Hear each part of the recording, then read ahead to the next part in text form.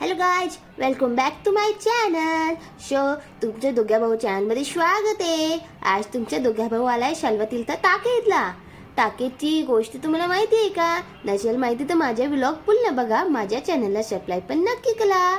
चला तर मग मी तुम्हाला टाकेत पण दाखवतो, तिथली गोष्ट पण दाखवतो, सांगतो. ओके, पण आहे ना, मी तुम्हाला थोडंसं लष्टाने दाखवू शकत, कारण मी मध्ये बपलं होतो ना, मग बपल्यावर थोडी कोणी लष्ट पाहिजे. मी तुम्हाला थोडंशीच लष्ट दाखवू शकतो. बाकी मग तुम्ही मी डायरेक्ट टाकेतलाच पोचवतो.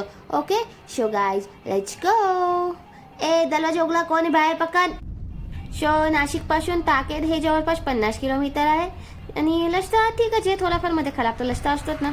हा, मी बपलं होतं म्हणून मला लष्टा काही दिसतच नव्हता. मी गाय केली होती. बाबा चाले आम्हाला घेऊन. आम्ही पोचलो, पहिले खाऊन घेतलं, कारण खूप दुपारून गेली. मग पहिले पोतोबा केला, मग वितोबा कलो म्हटला. मी पण थोडासा पलाता खाऊनच घेतला. आईने मस्त यमी पलाथे आणले होते. आता मस्त पलाता खाल्ला, पाणी पिलं, मी एकदम फ्रेश झालो आहे, कारण मी झोपलो पण होतो. आता मी पिलायला तयार आहे, एकदम फ्रेश होऊन. आई बाबा मला खेळत आहे. नंतर मला बाबा भेटले, त्यांनी मला तिक्कू लावला मस्त. मला अशा तिक्कू लावायला खूप आवडतो. किती छान दिसतं ना बाप्पाच्या तिक्कू लावल्यावर. बाबा पण एकदम भांडी होती, मस्त तिकून नावून दिला त्यांनी मला. मग त्यांना मी म्हटलं आमच्या दादू मामाला पण नाव द्या. मग त्यांनी दादू मामाला पण नाव दिला.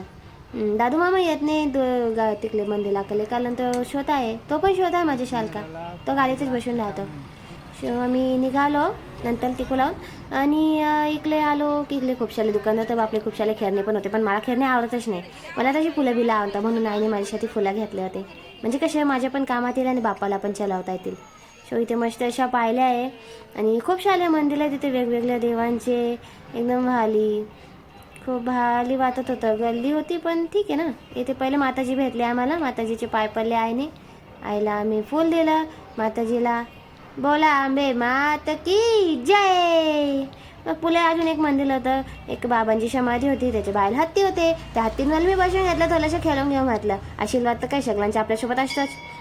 मग नंतर मी थोडंसं बाहेर उभा राहिलो, कारण गर्दी होती थोडी पुले. मग मी थोडंसं लेस्ट केला, इकडे तिकडे बघून घेतलं. बापरे, तिथे काय गर्दी आहे बा. तिथे मी असं ऐकलं, तिथे ना गुप्तेश्वर शिवलिंग आहे. आपण जाणारच तिकडे, तोपर्यंत इकडे काय काय भेटतं, मुंगी किले बिले ते बघून घेऊ, आणि मग पुढे जाऊ. कशा सगळीकडे बघत राहिलं पाहिजे, तेव्हाच खाली मजा असते, है ना. आता आपण स्टोरी बघू. ओके, आहे गिद्धराज जटायूंचा स्टॅच्यू इथे मोठा. रामायण तर सगळ्यांना माहितीच आहे ना. तर इथे ॲक्च्युली झालं काय होतं, जेव्हा प्रभू श्रीराम ते वनवासात होते ना, तेव्हा रावण सीतामातांना घेऊन चालले होते पळवून. गिद्धराज जटायू यांनी बघितलं त्यांना, त्या आलवायला गेले, त्यांच्यात मालामाली झाली. मग जटायू एकदम जखमी होऊन गेले आणि ते प्रभू श्रीरामांची वाट बघत बसले. मग श्रीराम आले, असे त्यांना मांडीवर घेतलं मस्त, आणि त्यांना पाणी पाहिजे होतं. मंदिराच्या मागे ही जागा आहे, तिथे प्रभू श्रीरामांनी बाण मारला होता म्हणे, आणि मग इथून गंगा आली होती, आणि मग ते जटायूने पाणी पिलं होतं असे म्हणतात.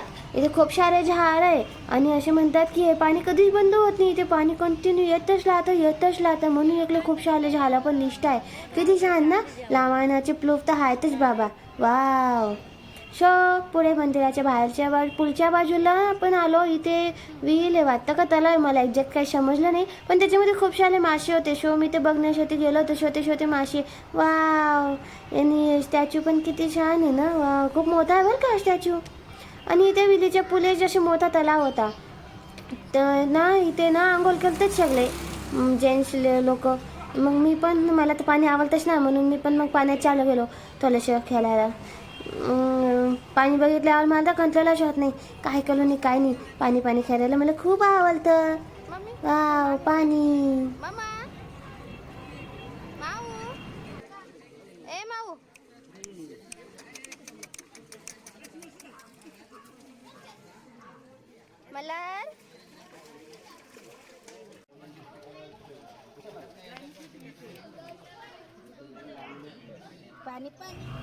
पाणी खेळल्यावर आपण जाऊ, ते बोलते काय गर्दी होती ते बघायला जाऊ नक्की. तो इथे ना ते काय करताय, ते मनकामेश्वर शिवलिंग आहे वाटतं, आणि त्याचा तो गोता जर काढला ना तर मनातली इच्छा पूर्ण होते म्हणे. आणि तो शिवलिंगचा गोता काढल्यानंतर त्याला ते तलावातून स्नान करून आणायचे, म्हणजे शुभ असतं म्हणे. आणि मला नाही वाटत त्यांच्याकडनं काही निघेल असं.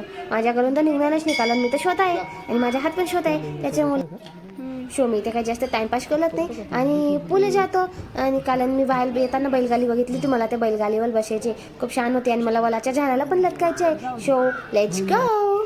शो मी फायनली बैलगाडीवर बसलो. शो तशा ते बाबा मस्त खेळवत होते मला, पण मी नरूनच देतो कारण मी शोध आहे. तुम्हाला तर माहितीच आहे मी चिलचिल पण खूप करतो, म्हणून मी सगळं काही दाखवू नाही शकत. शो इथपर्यंत बघितलं त्याच्यामुळे तुमच्या सगळ्यांचे थँक्यू. आणि असेच माझ्यावर प्रेम लावू द्या. माझी व्लॉग पुन्हा बघत जा.